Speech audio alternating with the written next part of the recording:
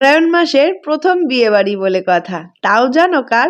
আমাদের ত্রিশুর বৌভাত 29শে নভেম্বর ছিল। বিয়েতে আমি যেতে পারিনি, কারণ তার পরের দিনই ছিল আমার এএলপি এক্সাম। বৌভাতে সবার সাথে সাথে আমাকেও মিষ্টি করে সাজতেই হতো, তাই ভাবলাম আমার মতো অনেকেরই এরকম ছোট চুল আছে কিংবা একটু কম চুল আছে, তারাও যে সুন্দরভাবে মিষ্টি করে সাজতে পারে বিয়েবাড়িতে যাওয়ার জন্য, তাদের জন্যই এই লুকটা। তোমরা অবশ্যই আমার মতো করেই ফলো করতে পারো। খুবই সিম্পল, হালকা মেকআপ।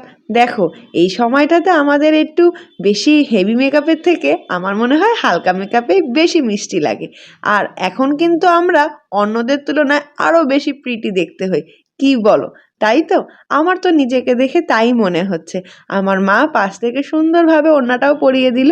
এই যে ব্যাগটা দেখতে পাচ্ছ, এটা বরখা দিদি দিয়েছিল। কেমন লাগছে লুকটা অবশ্যই জানিও।